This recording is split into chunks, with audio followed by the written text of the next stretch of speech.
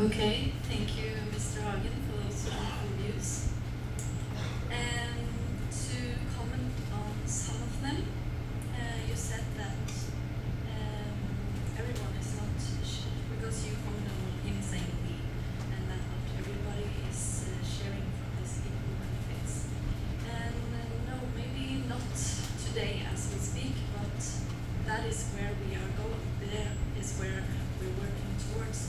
And I really understand your point of view because human being is selfish in nature. But through globalization, the world is getting smaller, and we realize more and more that through sharing ideas and knowledge, we benefit from it all together. So if we share ideas, we can work together. As Paul said nicely, we need to love each other.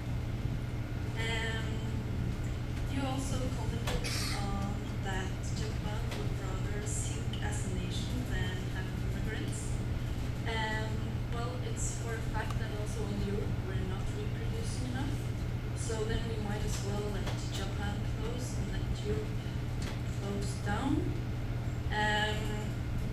We need immigration. We need to move around. So I don't think it's an option to just let Japan sink. It depends on the person who sees it.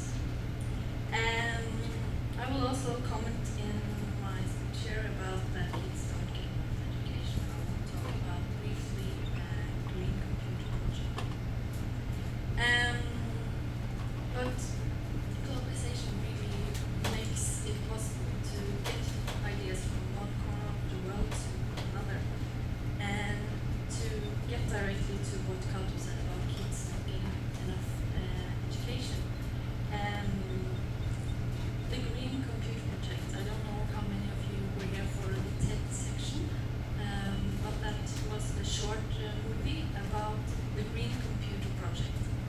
And basically it's about one man who had an idea that he wanted to create computers, and these computers should be linked together in a network.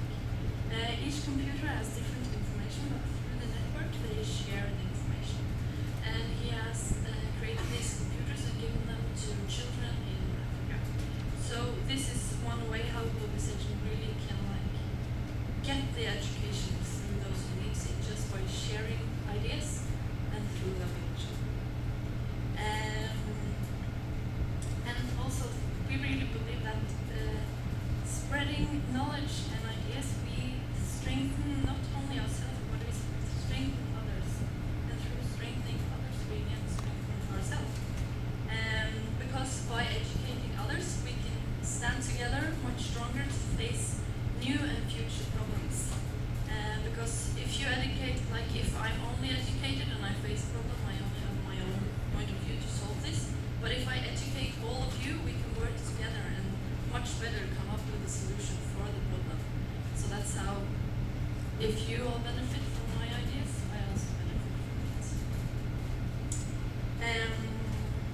I will also make another point of this sharing ideas, just a very short example.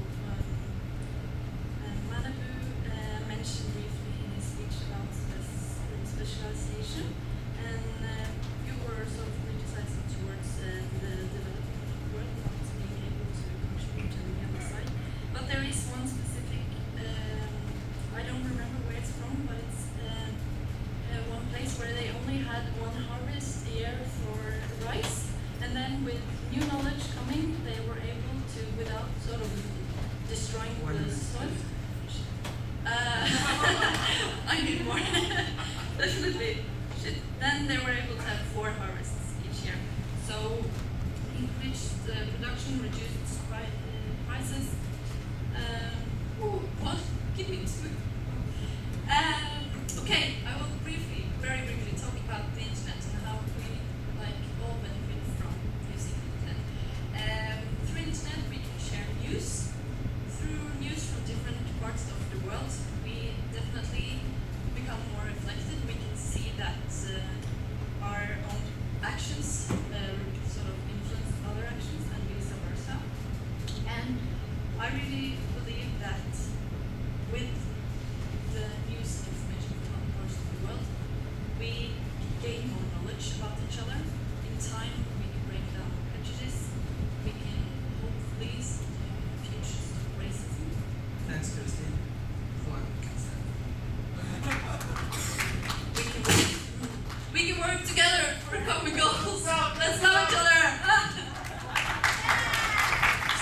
everything a little bit inspiring, maybe. But I think the key word when we are speaking about globalization is the global part. I mean, it's globalization really global? I mean, it's the current globalization process, including Gambia. It's really including the children of Bangladesh. It's really that we talking about. All the big companies, all the economical revolution about monetarism, capitalism, socialism, it's really including those people. It's really including the children from the poor favelas of Brazil. Someone is thinking about that human potential that is wasted every day over there. Is someone even thinking about what's going to happen maybe to the Tongan original culture in a massive globalization exchange? Because globalization is not just about economical issues. It's not about free trade. It's not about NAFTA. It's about culture. It's about cultural interchange. And I think the current globalization process is not fair for many people. It's an imposition of cultures, of some over others. When you sell a McDonald's burger, a Big Mac, you're not selling a burger, you're selling culture. You're imposing culture over other people from other parts of the world. And it's more than money. Globalization is more than about economics. There are some countries like Japan, and I respect that they manage to have the globalization with their own identity at the same time. But it's not happening in other corners of the world. It's about imposition of culture, of economical measures, of standards. Mr. Brown talked about standards. Now we have the standards about what's right, what's wrong, but who set up those standards?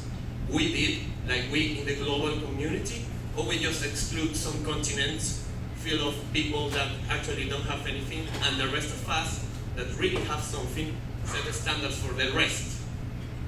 And now we have a really good standard. It's good for who? Who decides what's the standard? Who decides what's the lingua franca of the world?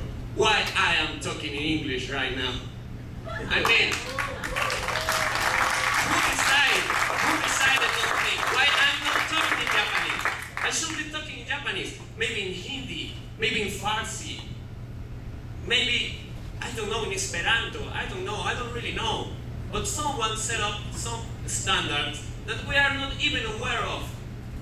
We have been manipulated by this globalization process to make us think we are really making an exchange of our culture when sometimes we're just being the victims of an imposition, a cultural imposition.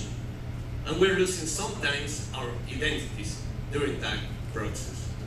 I would like you all to hold that thought and to be really proud of your identities, and all we can sign free trade agreements with whatever we want, but please stay being yourself and value yourself as individuals, cultures, and societies.